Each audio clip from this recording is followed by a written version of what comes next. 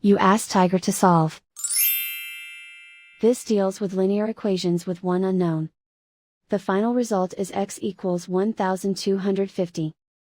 Let's solve it step by step. Swap sides. Group all constants on the right side of the equation. Subtract 71 from both sides. Group like terms.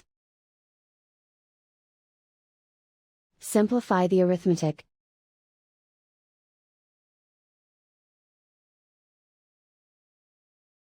Isolate the x. Divide both sides by 0.02. Simplify the arithmetic.